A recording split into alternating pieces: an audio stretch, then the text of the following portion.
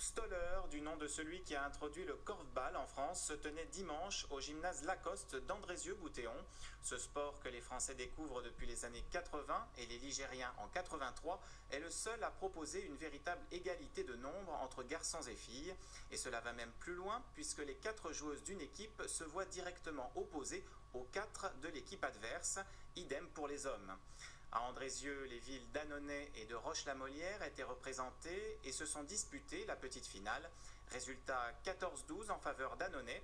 Pour marquer, les joueurs doivent lancer le ballon dans un panier. Mais attention, rien à voir avec un lancer au basket. On écoute Philippe Messager, président du club de korfball d'Andrézieux-Boutéon.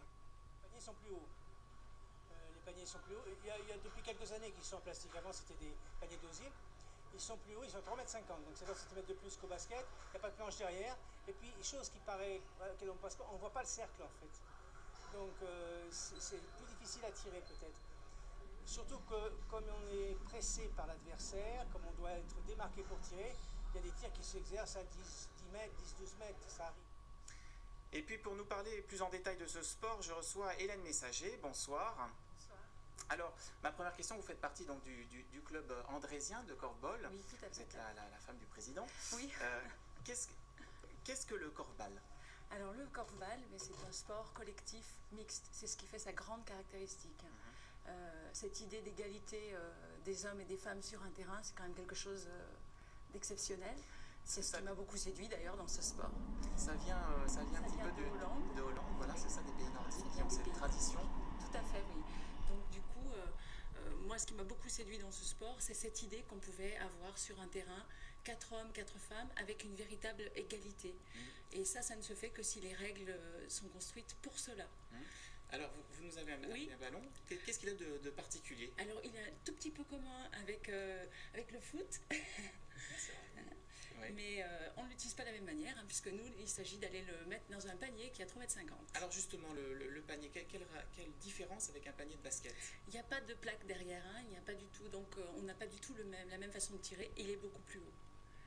Et on peut pas avoir la balle au pied, on ne peut pas bouger avec le ballon, c'est ça?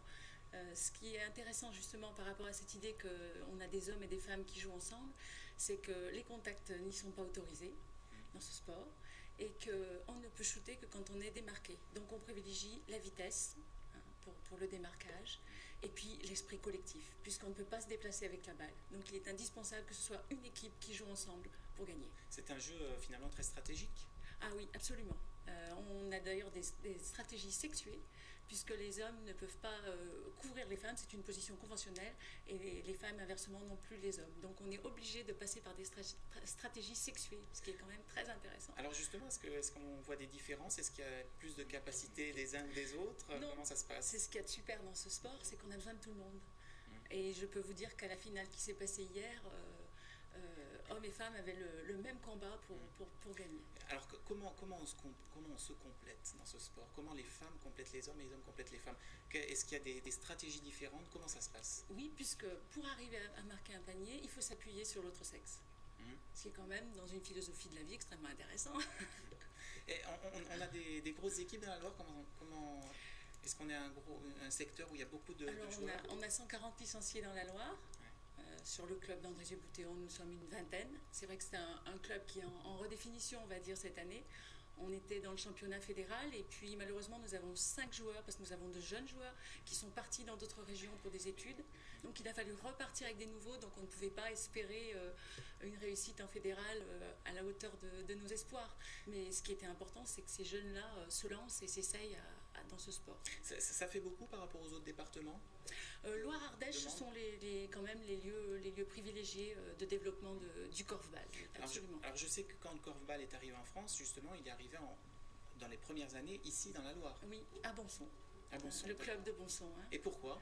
Eh bien parce que Philippe Messager avait lu des articles sur ce sport qui l'intriguait, puisque enfin on parlait d'hommes et femmes ensemble dans un véritable sport. Et à la suite de cela, il a voulu essayer de créer des choses sur le coin. Alors dernière question, ce sport dépend de quelle fédération? Alors ça dépend de l'UFOLEP, ce qui correspond bien quand même à l'image de cette fédération affinité qui essaye de véhiculer une autre idée du sport. Demain, si moi je voulais jouer au korfball, Ah ben vous venez. je m'adresse à qui? Je m'adresse à qui? Vous adressez au club d'Andrézieux-Boutéon. Nous nous entraînons. Vous situez où? Alors nous entraînons à la salle des Bulieux tous les vendredis. Et il faut essayer. Et il y a d'ailleurs un tournoi le 24 juin qui va se passer, qui est organisé par l'équipe de Bonson. Et nous souhaitons que de nouveaux joueurs viennent s'essayer. Nous sommes tout à fait prêts à jouer avec eux pour que de nouvelles personnes s'essayent dans ce tournoi. Oui, parce que vous recrutez actuellement, ah oui, c'est ça? Oui. Nous sommes en train de préparer la saison prochaine. Il n'y a pas de capacité particulière à avoir, ou au contraire, il faut avoir certaines... Il faut avoir le sens du jeu collectif. Ça, c'est certain. Il faut avoir envie de jouer en jeu collectif. Et puis, il ne faut pas aller s'imaginer que parce qu'il y aurait des femmes dans les joueuses, que ça serait un sport de fillettes. Je pense que ceux qui s'y sont essayés ont été surpris et se sont rendus compte que c'était un véritable sport. Hélène Messager, merci beaucoup. Je vous en prie, merci.